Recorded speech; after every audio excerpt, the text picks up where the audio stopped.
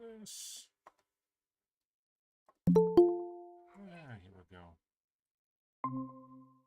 Hey Joe, I'm working through technical stuff, so I'm seeing if I can't get this running to YouTube also. Could you help me make sure this is showing up? I don't see anything right now showing up. All right. All I see was Richard Weber, like just the R. Okay. Let me try and find. This should be the link. Whoops. Copy. All right. Could you do me a favor and click that link and see if you're seeing my screen, and also let me know how far behind the audio is. Okay. Chat with everyone.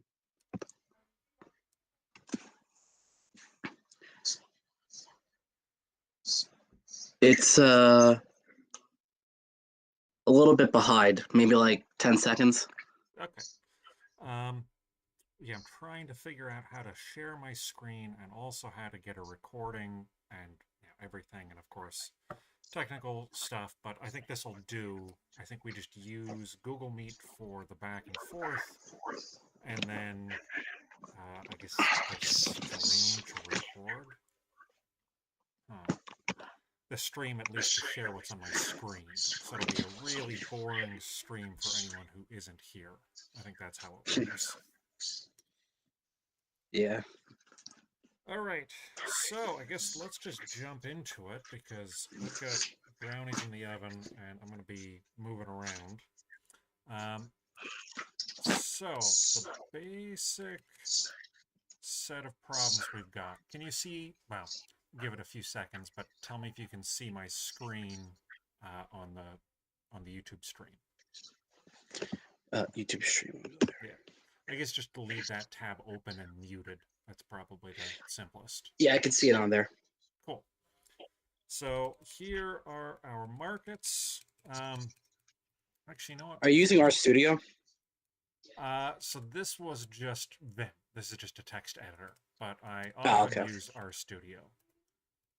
I see. Yeah. Here, actually, we should just take a look at it here.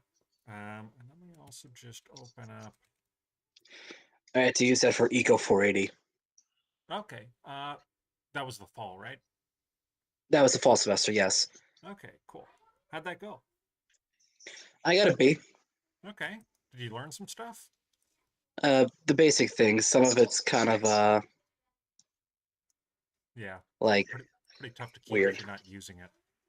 Yeah.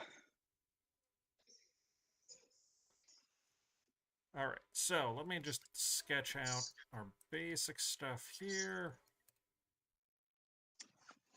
Here's our supply and demand model.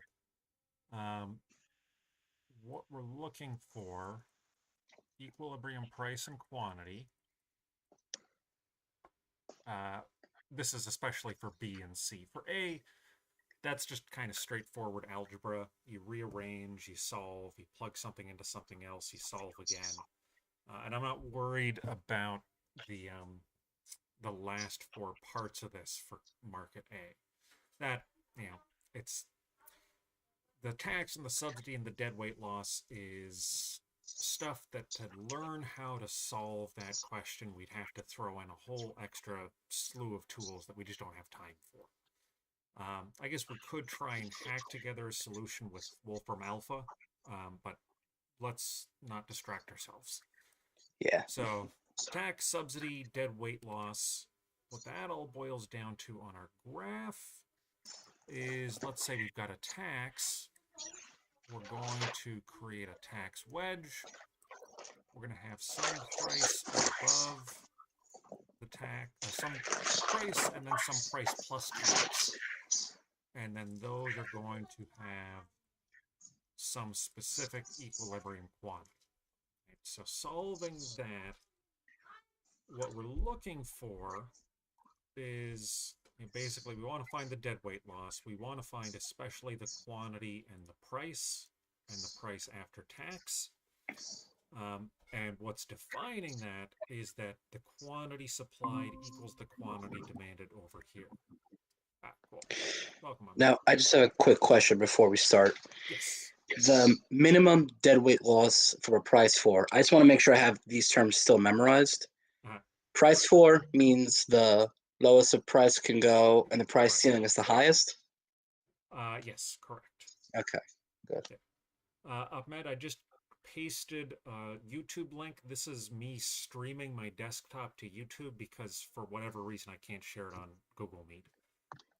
Gotcha. Yeah. And I guess I should also say that you guys are being recorded, so don't say anything embarrassing. Um, and if you want, I can make it so that this is not a public stream afterwards, but let me know if that's the case. So we're looking I'm fine. at our supply and demand setup. We're focusing on B and C because A, we're only doing the price and the quantity. B and C, it's a simpler model. It's just linear. So we don't have these exponents to worry about. Our life is going to be a lot easier. Finding this dead weight loss, it's just the area of a triangle. So that simpler model also means that we can really push and pull on this model and kind of juice out all the things that we've seen supply and demand do. So tax, subsidy, price floor, price ceiling. We could also do quantity restrictions. So in the Discord this weekend, there was a good conversation. I think it was Brian,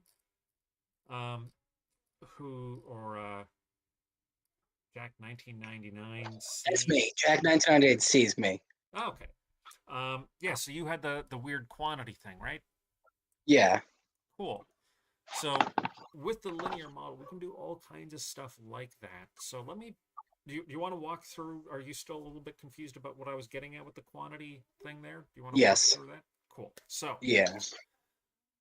this is going to, I'm going to go back and forth from the tax to the quantity weirdness and back to the tax.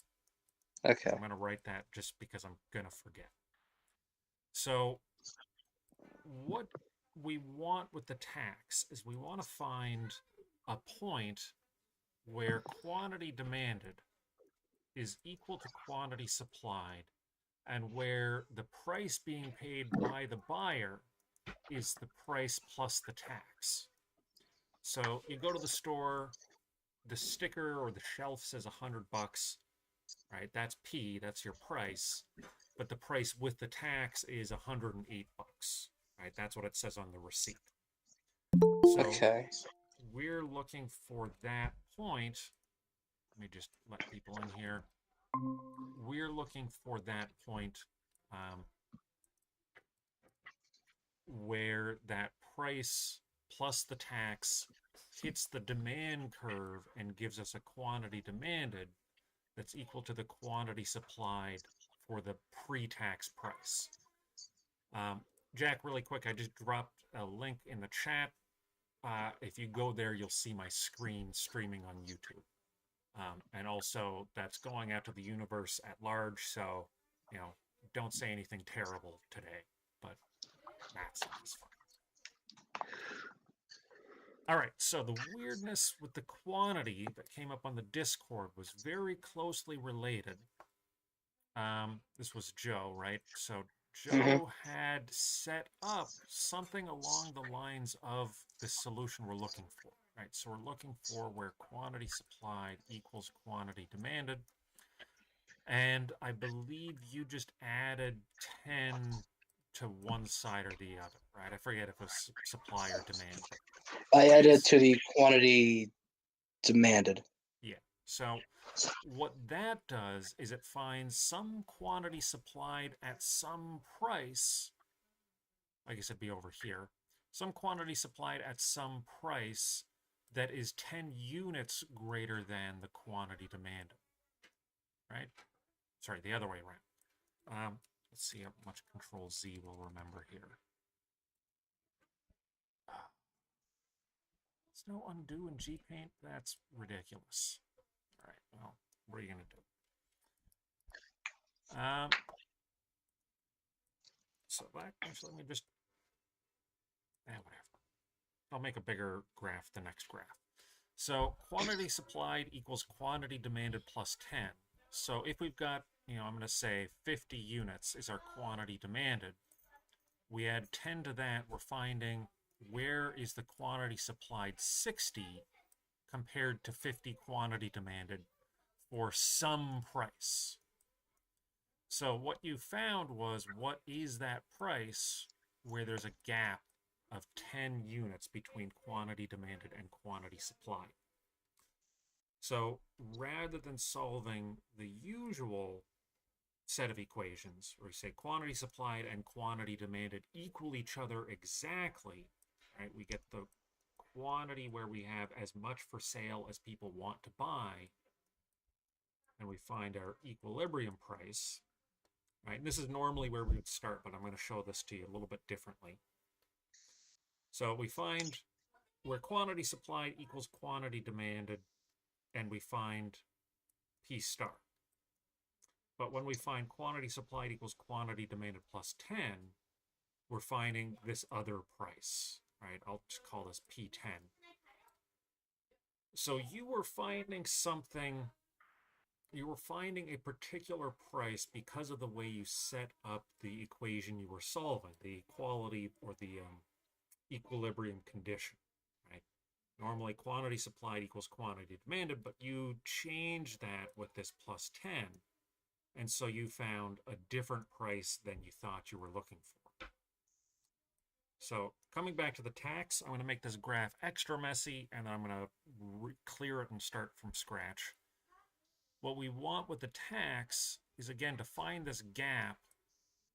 For market A, it was a gap of, or actually I guess for both of these, it was a gap of $10. So where is the price paid by the buyer $10 higher than the price received by the seller, where the quantity is exactly the same? Does that fit in your head, Jack? And does that make sense of the quantity thing? Or sorry, not Jack, Joe.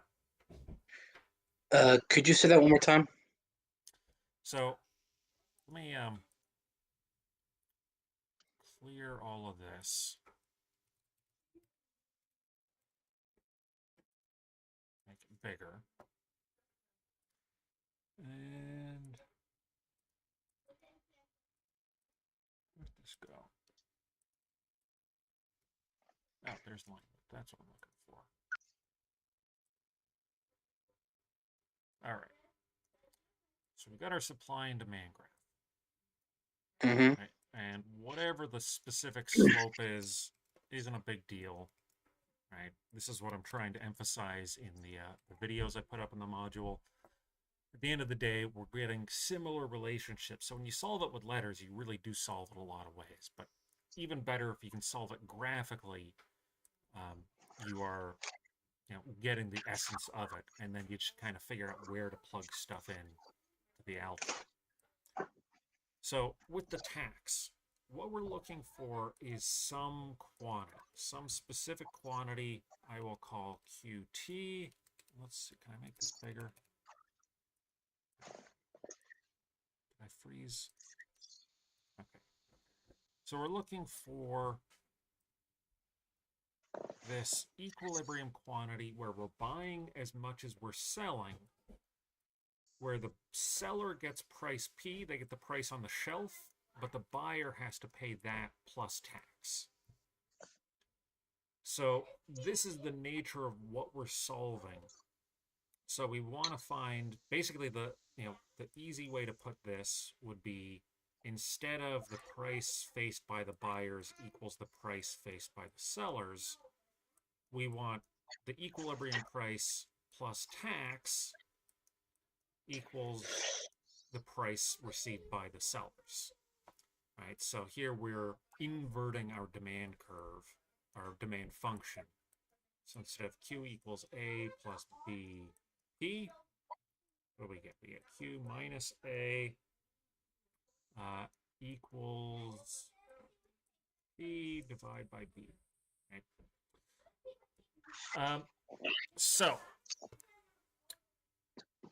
we want to do this, right, to both functions. So if this is what the demand curve looks like, we're doing something similar for the supply curve, right, with different symbols. but we're plugging those both into this equation. Right, so now we're saying Q minus A over B equals, maybe it's Q minus C over D, if our supply curve is C plus DP. Does that fit in everyone's brains? Any alarms going off? Eh, Where it says the Q minus C over D equals, what is that? Minus A? Um, this is Q minus A. Okay, Q minus A. Yeah. Oh, so Q minus A over B equals Q minus C over D. Right. This one from the supply curve and this one from the demand curve. Okay.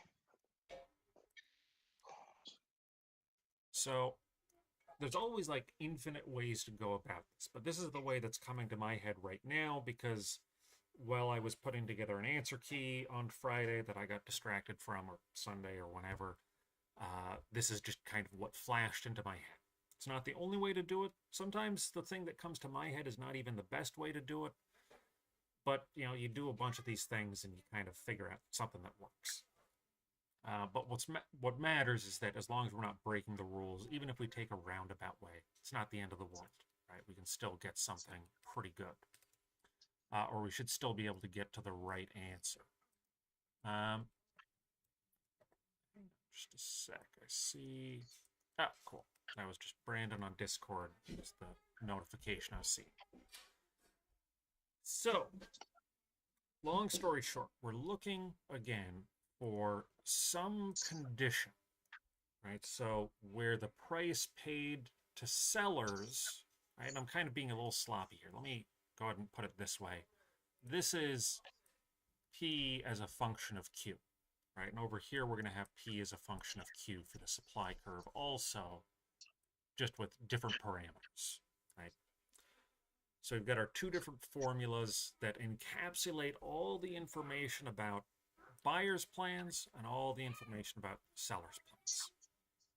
We rearrange that just because it's convenient for the particular way to solve the problem that occurred to me at this particular instance in time. And that setup is we invert the demand curve and the supply curve, so it's price equals something, and price equals something else for supply. And now we're solving this version of the problem. And what Joe did was basically you did the same sort of approach here, but you skipped the step of rearranging the function so that it would be price equals price. You solved for QS equals QD plus 10. And by doing that and solving for price, it's actually probably not the way I drew it right here. I think, let's see, can I erase this without messing stuff up too badly? Here. So I think for your specific instance, it was around here-ish, right? Something like that. So quantity demand was some amount. Quantity supplied at that price was 10 units higher. And that's because instead of getting P plus T equals P, right, where this is P for demand and this is P for supply. I just say QD plus 10 equals QS, and that doesn't work. Right. It works for a question I didn't ask, which is why this is an artful mistake. It's nice to do this in class because we can kind of point out these mistakes, and I'm really glad we're getting this chance to go over this now because this is a cool mistake. It's the same basic setup as the way I want you to solve this problem for the tax, but it allows us to realize that we can just flip this graph around and we can estimate other things. So we could talk about imports and exports now by thinking about these gaps with demand. Gaps with the quantity. So we could ask about the sugar quota. I'm going to mess this graph up just a little bit more. So asking a question about the sugar quota, we can say something like, where we restrict imports, to 15 units. What does that do to the price, assuming that the world price of sugar is much, much lower than the domestic price? So we can do all kinds of stuff with this. But this particular question, we're looking at this. So how do we feel about our ability to get this first $10 per unit tax question sorted? Do you feel good about being able to find the quantity? Now I am, yes. Okay. I just Anyone have else? Yeah. Go ahead. another thing, just to kind of be sure. I'm adding the tax, so definitely to the QD function, not the supply function. So this is something where I always confuse myself a bunch while I'm doing this stuff, right? I just kind of flip stuff backwards and forwards and get dyslexic, and so I just have to solve it out myself manually every time. The graph really helps me because it drives home the point that I'm looking for a price to buyers that is higher than the price to sellers. So, whoops, whatever. We're looking for, that gap with the price in that particular direction, right? And for subsidy, it's going to be the other way around, but we'll talk about that in a second. Yeah, so solving it so that we've got, this function which represents some price, and then we add the tax to that, right? So we add 10, or I get lazy and just add T. Yeah, so we're adding that on the demand side so that we're ensuring that that's a higher price. Or maybe the better way to think about it is we're making sure that this is the price that matters for the demand curve. Does that make sense? Mm-hmm. Yeah. Cool. Cool. So let me clear this out for a sec, or I'll leave this up for a sec. I want you guys to think about the percentage tax or subsidy, right? We can go in either direction for now, but let me really quickly check my brownies. If you guys talk about this, I'll be back in like 45 seconds.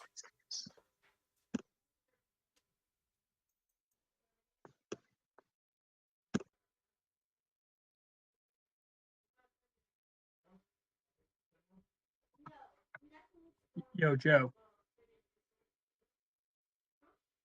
Yeah. since you seem like you have a pretty solid handle. So basically, what he was saying is we take the QD of the demand side and we add that $10 tax to that side, and then we equal it to the quality supplied. We take the QD, but we make it equal to P first. Then we add 10 to it and make it equal to the price of the quantity supplied. Okay.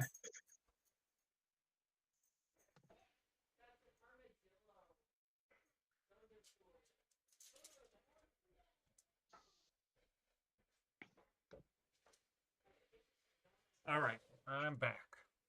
So, what did I miss? No, I just asked Joe about clarification for equaling it to P before you add 10. And can I tell you what I said just to make sure I got it right? Yeah, let's hear it.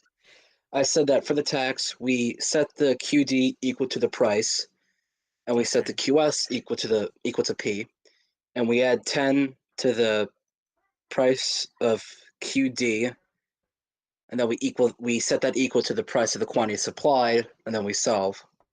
All right. Say that again. Let me make sure I'm really Yeah. focusing because it's hard to hear math. One more time. We set the QD function equal to P. Okay. You mean we And then rearrange it so that it's P equals stuff, right? P equals stuff for QD, yeah. Correct. Perfect. Then we do the same thing with QS. Uh-huh. And then we take the tax amount, in this case, for the problem, it was $10, and we add that to the P equals QD function. Mm-hmm. And then we set that equal to P equals QS function. Yes, I believe that is the case. So on my screen, we're saying, we had, QD equals some function, right? So I'm going to call that function Q of P, right? And we rearrange so that now we're saying the price, as far as the demanders are concerned, is some stuff, right? With Q on the right side. That's all I mean by P of Q. Let me give you a little bit more jargon. So this is stuff that isn't super important for this class, but it is kind of the language of math. So we would read this P of Q, and this just represents, I know this is super tiny, that says P of Q. So this is just saying we've got some function that we're calling P, and it takes Q as some input, and it could be anything. In our particular case, well, it's the inverse of this, right? So it'll be Q minus 20 all over 3 will be our supply function as far as P is concerned. I'm not going to get bogged down in the symbols themselves, but basically, price from the demand function is some stuff to do with Q. From the supply function, price is stuff to do with Q. And then we make sure that we're adding that tax onto the demand side. We'll talk about this in just a second. We're adding it onto the demand side so that we're finding where is the price $10 higher than the price hitting the supply curve. And then for subsidies, I'm guessing we would do the same, but just for the supply side. So we can do even simpler than that. Okay. So let me just really quickly point something out, which is we're putting it on the demand side. We're treating it like the buyer pays.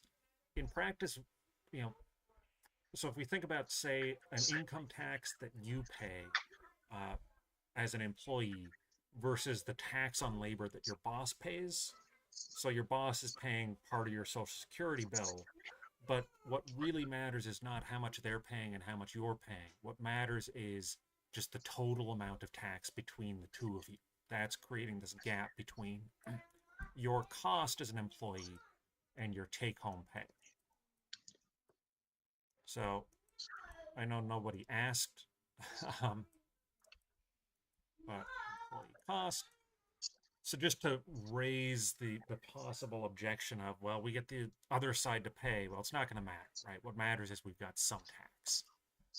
For the subsidy, what we're going to do is going to turn out to be really nice is we can just say instead of plus 10, we can just say minus 10. So that is going to result in this being the price hitting the supply curve still, and this being the subsidized price. This is what the buyer's paying out of pocket in this case. So like here are my mortgage interest payments up here, but when I deduct that from my taxes, this is my mortgage interest payments out of pocket. Does that make sense? Yeah. Cool. So that's in a per unit sense, right? Solving the problem, it's really just solving the problem of a negative tax. Right? Subsidy is just a negative tax. So you don't even need to really do any more work. Once you've figured out the tax, you've already figured out the subsidy. But what you haven't gotten is the percentage tax / subsidy. So let's take a quick look at that.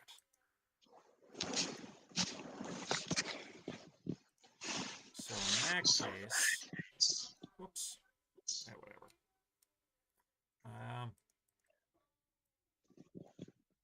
We've got our supply and demand. And now instead of looking for like a specific horizontal gap, right? So let's say we're looking for the gap of 1 inch to represent some price gap. Now we're going to do something a little bit different. That color like that. So now if we think about, say, adding 10% onto a price, if we're looking at a price of $10, our after tax is going to be $11. If we're looking at a price of $100, our after tax is going to go up by $10. At 1,000, we're going to go up by $100. So we're going to draw a line like this on the supply curve to represent the price plus the tax times the price. Right? So if the tax is 10%, then we've got the price, let's say on 100, and then our after-tax price of, of 110. Does that fit in people's heads? Yeah, I think so. Okay. So I'm going to make a little bit of a mess on this graph, and then I'll draw it again. So now what we're looking for is where we have the quantity equal, where the price as far as the buyer is concerned. So we want to match this up with, we'll call it PD, our demand function. We want to find where that matches up with the same quantity. We'll call this QT for our quantity with the tax. We want to find where we get PS, which is our original supply curve without the price, without the tax. So this is S, call it ST for supply with the tax. Oh, that's a really bad S. Let me try that again. ST, that's a supply with tax, and then this is, say, ST equals 0. So we want to find where the price hitting the supply curve at QT is equal to our demand price, which is this mess up here, which I'm going to rewrite as P times 1 plus T. All right, so $100 times 1 plus 0.1 would be $100 times 1 is 100, plus $100 times 10% is 10, would be $110. Is that put in people's heads? Yeah. Cool. It's easy to lose the details. You know, you just saw me lose the details trying to listen to math, so interrupt. This is helping a lot, though, this entire thing. Awesome. Great. So this is the way we're thinking about the system for a tax, or sorry, for a percentage tax. If we're thinking about this for a subsidy, you know, same basic thing. I want to make more of a mess, except now we're basically going to be rotating down, right? Because now we're going to have, we could, let's see, how do we put it? If we say have a 10% subsidy, instead of saying, you know, $100 costs $100, how do we think about that? I guess we'd call that 90%. I'm not going to worry too much about getting a super precise answer here. I think that there's two ways that you might do this that are going to give you slightly inconsistent results, but as long as you do it consistently, you're fine. Does it make sense? Say that again. So in terms of the answers, I'm just trying to think of how do we convert this to a question of subsidies. And I think we could think about, say, a 10% subsidy as this is the price times 0.9, right? So we just subtract off 10%. Yeah, okay, I'm confusing myself. Don't worry about that. This is price times 1 minus a subsidy with a subsidy of 10% or 0.9. Okay, never mind what I just was rambling on about. Long story short, we're going to pivot the supply curve down for a subsidy the same way we pivot it up for a tax. The big thing in terms of the algebra is that we're, instead of saying price for the demander plus tax equals the price for the supplier, now we're saying the price times 1 plus T equals the price function for the supplier. So, yeah, PD 1 plus T times PS. So we've got all that Q stuff, right? So Q minus whatever over whatever.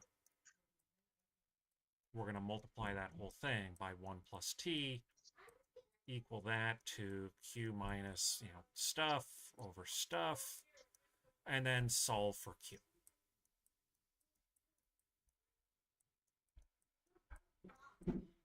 All right. So that's going to give you Q. You plug that back into the appropriate function. That's going to give you the price, right? So you plug that into your regular supply curve, and that'll give you what is the price. Then you can figure out what is the price with tax or the price with the subsidy if you're looking over here. Right? So that's giving you where does the market end up. So do we feel pretty good about that, even though we haven't gone over any examples specifically? Not as good as I did about the unit tax, but All right. I So think I get it. Yeah, I'm honestly kind of lost, but I think once we go to the examples, it'll make a little more sense once it pieces all together. so let me also take a look.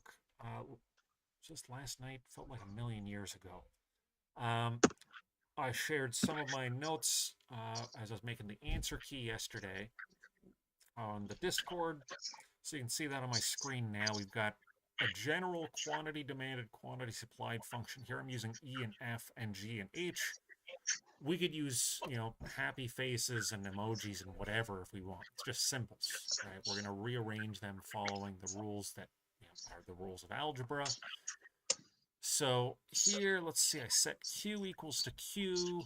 And here I did a subtly different thing, right? So here, instead of rearranging the way we were discussing here, so we have P equals stuff, right? Q minus whatever over whatever. Here I just plugged in P plus T into that quantity-oriented function.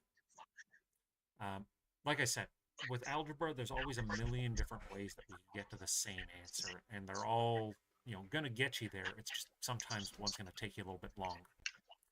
In this case, this way on my screen right now, I think involves a little bit more juggling stuff in your brain, but I assure you it's equivalent. So, and let me also just quickly mention here I say E plus FP for the demand curve. F is a negative number, right? So we're adding a negative, like E plus -3 is the same as E minus 3. So we have that downward slope. So there's the per unit. You can take a look at my math, and I'd encourage you to just hand copy this out. I do skip some steps, so kind of try and figure out where I'm skipping steps if you're getting lost. Here is with the tax rate. So here, instead of saying the price for the buyer is $100 plus $10 tax, we're saying it's $100 times 110% to give you that 10% tax. And then I just solve again. I get price. So this is the price for the seller given that tax.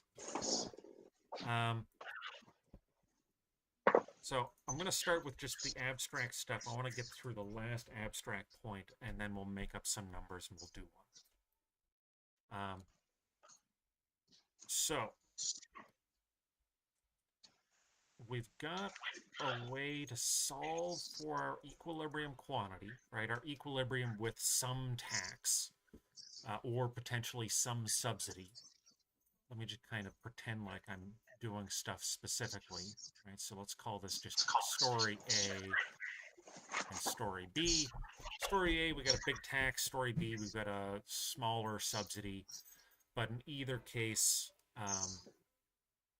we are finding the point where the price that matters as far as covering the cost of production matches up with the price that matters as far as out-of-pocket cost to the buyer goes. So we're finding a specific quantity with a specific sort of a gap between the price for the buyer versus the price for the seller. Right, in this case, the price times the tax. So if this is just 10% on $100, this is a gap of $10 for that $100 base price. How do we feel about that? Can you say that one more time?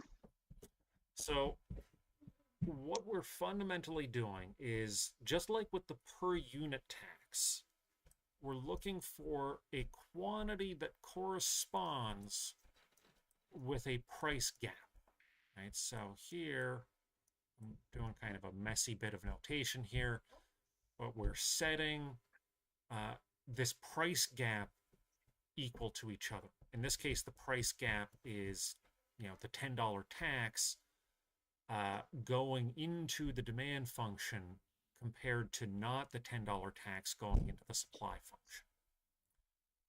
So with the per unit, it's just add 10, right? Or add T, or add whatever the tax is. With the percentage tax, we're still looking for this gap. It's just now that gap is P times the tax rate. So we're going to have bigger gaps, for higher prices, smaller gaps for lower prices, but we're still fundamentally solving for where does the price plus the tax equal the price between what's relevant to the sellers and what's relevant to the buyers. Right, and let me also just clarify here. I'm not writing this as the price, the value. Here I'm thinking of it as sort of, I'm being sloppy with my notation, right? So this doesn't literally mean the price. Well, it kind of does. I'm kind of using this to mean two things at once. It's the price that we're solving for, but it's also the price function that we're using to solve for our equilibrium condition. I think I've just made it more confusing, right? Yeah. Okay. So I think this will be good if you come back to the recording this later. But let me just start with a blank slate and walk through that statement again. Assuming this catches up to itself. All right. So again, we've got supply and demand. We want to think about what happens when we have some tax, and the big story is we're going to find some quantity that corresponds to a price going to the producer and a price faced by the buyer. And this price faced by the buyer, with the case of a percentage tax, is some ratio of that price. So like 10% of the price. So if we've got a price of 50 and a tax rate of 10%, we're going to have 50 plus 50 times 10% is 50 plus 5 is 55. Right. Everyone with me there? Yeah. All right. I know a lot of you guys are being quiet. There is a raise hand button. Could you guys do me a favor and raise hand just so I see what it sounds like? Okay, cool. So if you raise your hand, I will hear a little bloop sound, and that'll get my attention. So feel free to do that if I lose you at any point for any reason. So we're always just looking for this price gap, right? And again, with the subsidy, this is just the same as a negative tax. So with a percentage tax, instead of P plus $10, right, or P minus $18 for an $18 subsidy or whatever the case is. Sorry, this P plus T looks bad. Instead of P plus T, we're getting P plus P times T, which is the same as P times 1 plus T. So this is the price that's relevant to the buyer, right? This is the price after we account for this tax or subsidy. So when we either do it like this, where'd it go? We do it like this, where we just plug in the logic to the original quantity-based formula, or we rearrange so that its price equals some function of quantity, right? We rearrange and then we just add, or I guess multiply on top of that. In either case, we are fundamentally just rearranging the math in here. Let's pretend like that's a D. And the math in the supply function, we're just rearranging that and we're incorporating this logic. And then we're solving for where we get that gap. That gives us the quantity. This will make more sense with an example, which we'll do in just a second. Yes, question. Yeah, so basically, since you were talking about that a subsidy is a negative tax, I kind of got the whole when you make it equal to P for the tax side, but when you're doing a subsidy, would it be then you're saying P times 1 plus T? Would it be like, since it's 0.5 subsidy, would it be like negative 0.5? Right. Yeah. Okay. So essentially what's going on, since we're looking for this gap and it's going to be equivalent to this. So what we can do with this logic, this is what I was talking about earlier with just pivoting the whole supply curve.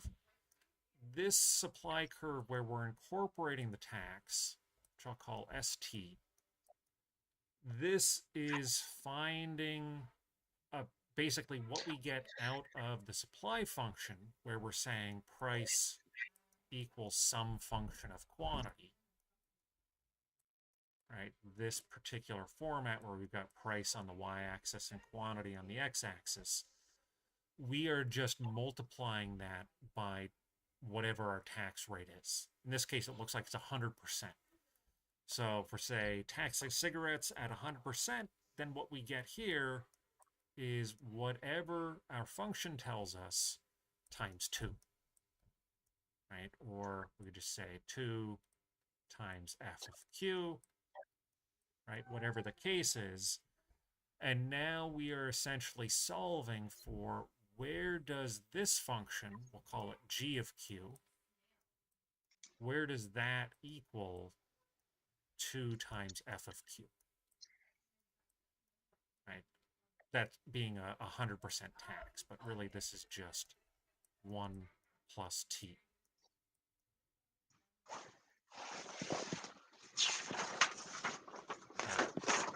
So, the other missing thing that we need to answer this last part, the dead weight loss, is, well, we need to know what the dead weight loss is, and finding it for a price floor and a price ceiling is going to be relatively straightforward once we figure out how to find it basically from some particular quantity. That's going to be our simple way to figure this out. So our dead weight loss is just the area of this triangle, and it is going to be just the formula for a triangle. This is the nice thing about straight lines, is we have base times height times 1/2, because we're eliminating these two corners of this rectangle. Everyone confident that the area of a triangle is base times height times 1/2? Mm-hmm. All right. So the height is this gap that we've been dealing with, right? So in this case, the height is P times T.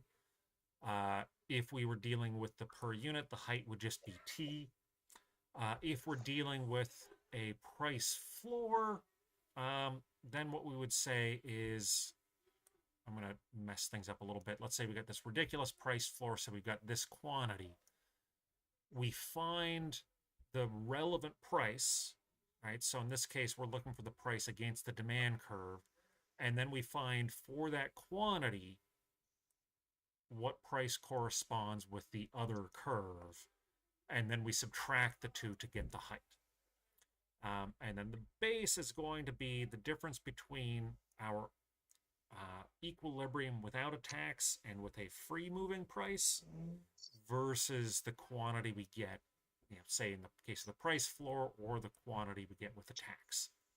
I'm saying a lot, and I'm making a mess on this graph. I'm going to do this again. Base times height times 1/2 is the big story. All right, question. One, but it's like kind of on track, but it might be slightly. I am slightly off.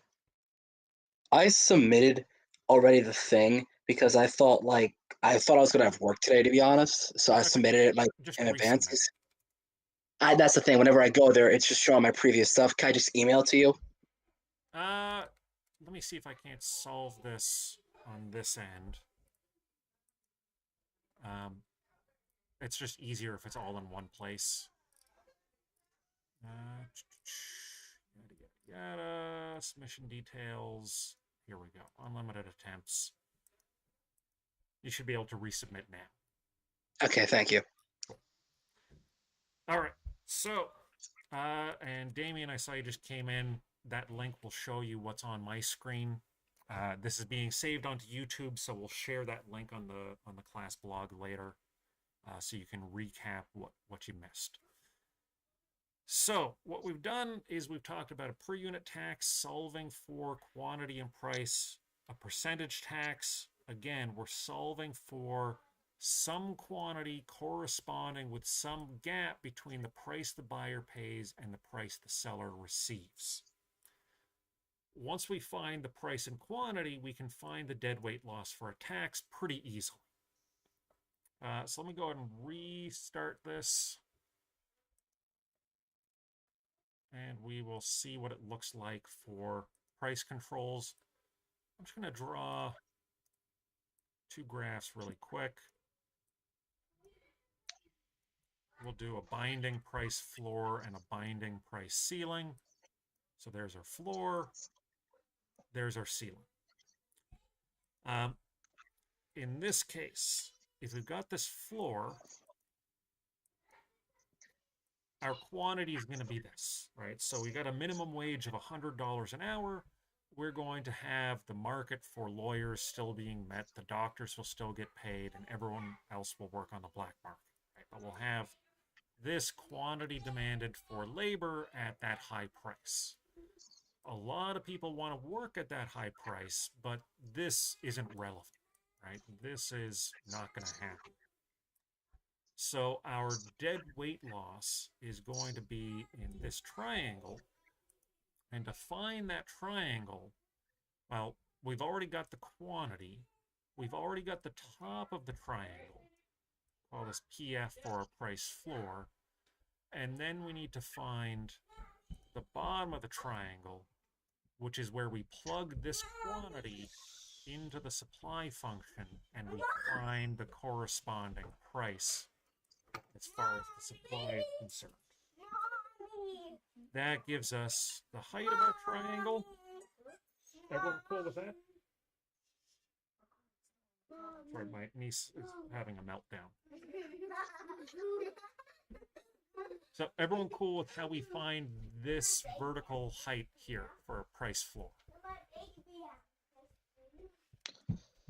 Could you just say it like one time really quick again? Okay, I'll try it without screaming. So we've got a price floor, right? So say a really high minimum wage, $100 an hour, just so that it really jumps out in our brain. At $100 an hour, we're going to have this quantity, right? So we plug in our price to our demand curve and we find the quantity demanded. Right? Quantity supplied doesn't matter because we're not all going to get those jobs at $100 an hour. Right? Doesn't matter. So we find this quantity. We've already got the price floor. What we do with this quantity is we plug it into the supply curve. Right? So this quantity plugged into the supply curve gives us, I'm going to call it PS, the price for the seller. Right? This is just what's on the supply curve itself. I'll talk about an extra bit of nuance in just a second, but with this, we plug quantity into supply, we get a price out of it, and that allows us to calculate the height of our triangle. All right, raise your hand if I lost you at any point in there. Okay, at least one person. So, let me start with the base of the triangle just so I don't forget it, and then I'm going to come back. And I'll tell the same story with the ceiling. But the other part of this is we find our quantity the old-fashioned way, right? We find where does QS equal QD, no tax, nothing like that, although we could add that as an extra layer of complexity. We're not going to do that in this class, but you're free to explore.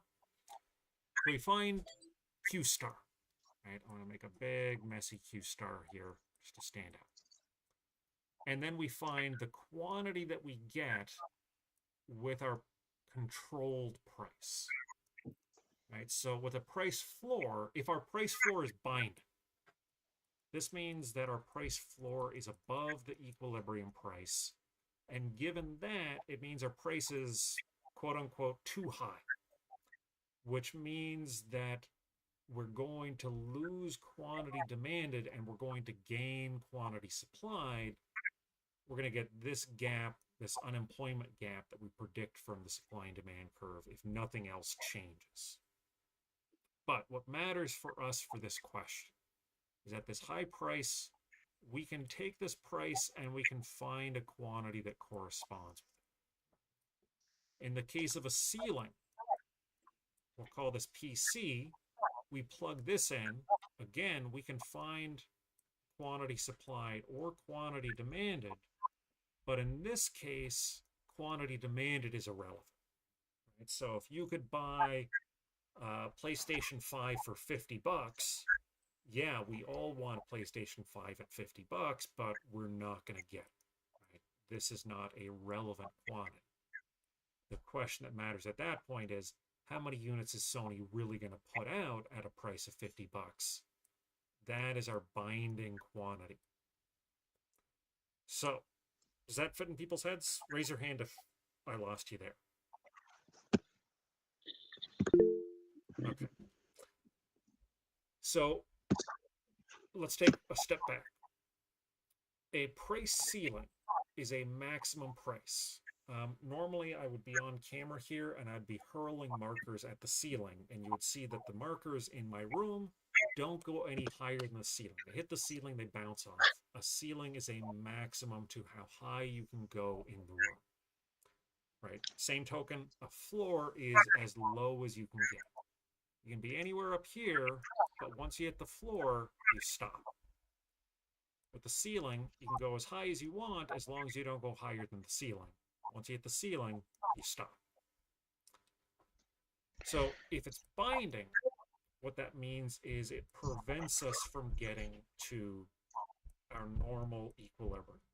Right? We can't get to where quantity supplied equals quantity demanded.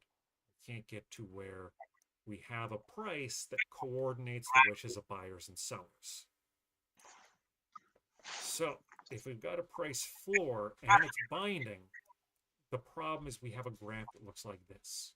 Right now, a non-binding, I'll draw that really quick. A non-binding price floor would be like a law that says you can't sell a car for any less than $50. How much is a car going to go for? Well, a car is still going to go for 10 grand or whatever a car goes for. Right? The $50 minimum price doesn't matter. Non-binding is irrelevant. So, I'm just going to scribble over. If we have a binding price floor, that means our price is too high relative to the equilibrium price that we would get if we just said, let's go to where quantity supplied equals quantity demanded for some price, right? Our usual equilibrium. If we've got that floor, that binding floor, that means that, that means that we're looking at this price up here. So to find this red triangle, our dead weight loss, we need to find this gap in quantity, and we need to find this vertical gap to get the height of our triangle. Or I guess we could think of this as base and this as height, but whatever, right? We're looking for both of these two quantities. So to get the quantity, we can compare directly, right? We just solve the model for where does QS equal QD, and, everyone feels pretty comfortable with that by the time they're in this class. That is just, let's see. It's basically like this, except the tax is 0, right? So a price of E minus G over H minus F, plug that into the quantity function, and that gives you the solution, right? You can just change out E, F, G, and H to the numbers that match with the question, right? As long as you match them up the right way. So, I'm going a little bit fast here because it's dinner time. All right, it's dinner time, but I hear screaming in the distance. So, we've got a price floor. So if we say the minimum wage is $100, we know that basically the price of labor is going to be $100, right? If we had a price ceiling on cars of, say, $5,000, we know that basically just all cars would cost $5,000. You wouldn't be getting any bargains there. You're already getting too much of a bargain as it is. So we've got one corner of the dead weight loss triangle, right? We found the quantity and we found one of the two prices. The other thing we need to find is this top corner and then this corner, right? So these are the 3 points. If we can find this, we can find dead weight loss. And that's also going to be true if we're talking about a tax, right? We've got some gap. We find the top and bottom, we find this point, and we use that to find base times height, and then divide by 2 to get the triangle. For a subsidy, very similar, except the dead weight loss is on the right. We find the top, we find the bottom, we find the equilibrium, and we find base times height times 1/2 to get the dead weight loss. With the price controls, one of the corners is easy, right? Wherever our binding price constraint hits the relevant curve. Let me make sure I come back to that point about relevant. Assume that's how you spell relevant. So we got one of the corners from the relevant curve. That gives us a quantity. We take that quantity and we plug it into the other curve, and that's going to give us the other price. With that, we're able to find this side length for the triangle. So the relevant curve depends on if we're looking at a floor or a ceiling. If we're looking at a floor, a binding price floor, this is a point where there isn't, I guess we could describe a procedure, and I'm about to describe a procedure, but there isn't a formula that makes this pop out automatically. You have to interpret this and ask, is this really a binding price floor? So you say there's a minimum price of X. Is X greater than P star? If it is, then you've got a binding price floor.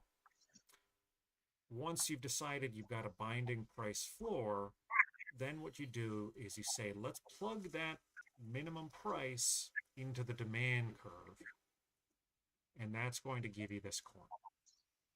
Or if you find out that you have a non-binding price floor, well, then there's no problem, right? With a non-binding price floor, the result is you just go to the regular old equilibrium. But with a binding price floor, we get one corner. The other corner is we just say there's no price control, and we find the traditional equilibrium. And then the other corner is we take that first corner and we plug that quantity into the supply curve so that where we hit that supply curve, we find out the corresponding price. How do we feel right now?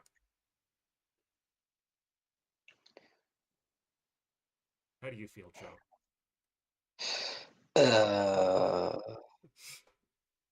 All right. I think it's more just like we're kind of like thinking of the homework as you're doing this. Yeah. And like trying to like see, like trying to like figure out how the homework and this like Yeah. kind of one, you know. So I'm giving you the raw abstractions here. For Right. me, this is just like I learned the hell out of the graphical version of demand and supply long before I really got good at the algebra of it. This unit is about algebra, but it's also about pushing you to feel more confident with supply and demand. So a big part of this is recognizing what it is in supply and demand terms you want and matching it up to the math of the question. So with the graph, what we can do now, let's take one of these functions. So minus 20 plus 3p. This is kind of messy. Let's see how much I can get rid of here. So I've made less of a mess on the price ceiling. So I'll deal with that graph on the right. So given a price ceiling, we want to figure out what is the deadweight loss, right? This is the point to start with. So I explicitly ask the minimum deadweight loss from a price floor. Let me very, very quickly mention a little bit of economics that isn't the math of it. Mathematically, we must get this red triangle worth of deadweight loss at a minimum. This is our best case scenario. But if we've got a situation like this, if we've got a price control, a binding price control, we also end up with misallocations and other problems. All right, so with a price ceiling, think about Black Friday. They said we're going to sell this giant TV for $100, and then a bunch of people camp out in the Best Buy parking lot. That is a cost. That is extra dead weight loss, right? But I'm gonna pass on that for now because time is scarce. Just to say, this red triangle, this is our best case, and this is what we can solve for mathematically. Right? So we want to find for these functions. So we'll say QS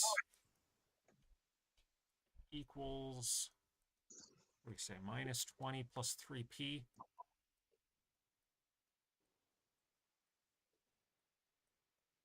And then QD equals 220 220 minus minus 5p. Cool. All right. So we can just set these two equal to each other and solve for, I'm going to call this point A, the old equilibrium. That's easy. I'm not even going to bother doing that here. What I'm going to do is find points B and C. So point B is going to be the easier one. We take some price ceiling and we plug it into our function. Anyone remember off the top of their head what the equilibrium price was in this market? Was it $70 or $30? 30. 30. All right.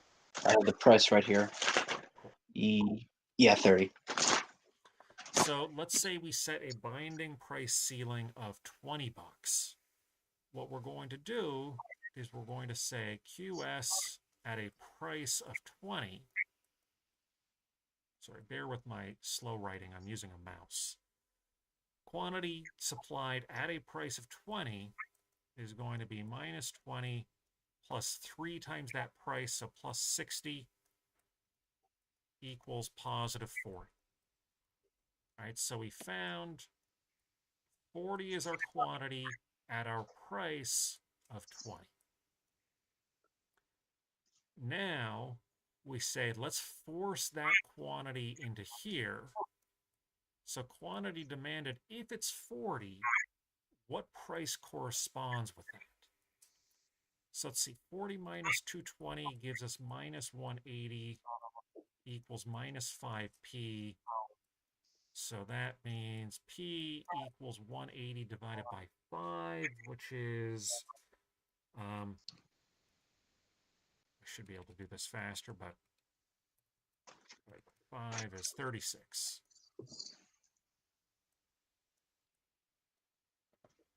price equals 36 is the price that would make the quantity demanded equal to 40. So now we've got the height of our triangle, the base of our triangle. We're going to compare that 40 to whatever Q star is. I'll leave it to you to calculate that. We'll not give it away and make sure anyone who's trying to free write off of you has their answers on their own. So we've got, let's see, if I got a highlighter button on here? I don't, whatever. So we've got our price, right? We say our price is going to be $20. And in this case, I just made up a price in comparison to some other price. But we could say just PC to represent some price ceiling. So we could solve this in general so that we have the result for any possible price ceiling. But we'll stick with the narrow example of just this particular market.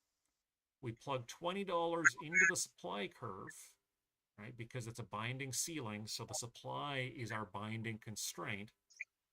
Our price is low, so the question is how many can we get at all at this price?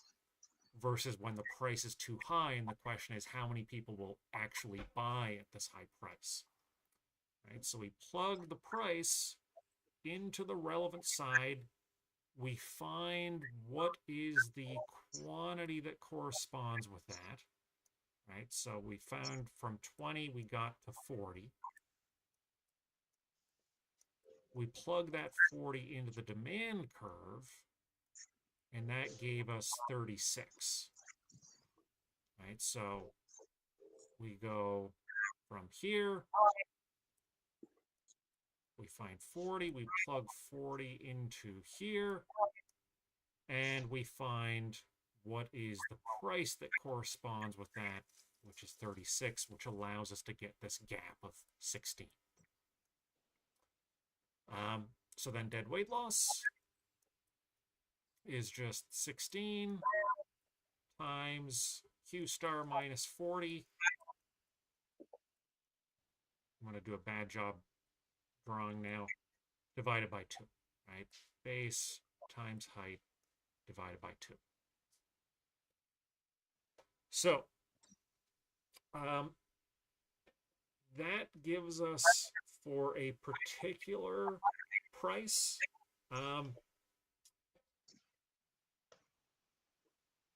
yeah, that's a good enough target for where we are right now. How do we feel?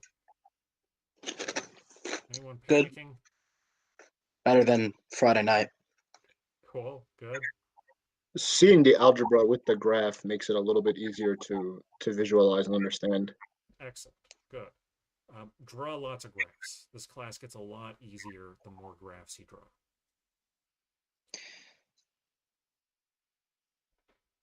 Question or Just comment?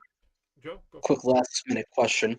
Yeah. So if that's what we do for binding dead weight loss, for minimum, for the homework at least, Yes. do you So what I mean by that is this red triangle. So I'll close on this thought. If we've got, let's say, a minimum wage of $100, right? Something that's absurdly high. Part of the problem we face is that we aren't able to get the gains from trade in this area, right? This is from employers who value the work at, say, $30 an hour, and from a worker whose opportunity cost is, say, $15 an hour. We miss out on that gains from trade. That's what this dead weight loss represents, right? $100 minimum wage is a $100 minimum required productivity level. So if we have the lowest opportunity cost workers supply this amount of labor, right, this particular equilibrium quantity, then we're left over with a whole bunch of total surplus, this big old trapezoid, right? So that's our best case scenario, but we also have this possibility that maybe this part of the supply curve gets more representation, right? So maybe our suppliers have a high opportunity cost. And if that's the case, then we're missing out on even more gains from trade and we're getting even bigger dead weight loss. I'll tell one more simple story here. If we've got a maximum price ceiling, you're also going to have people waiting in line.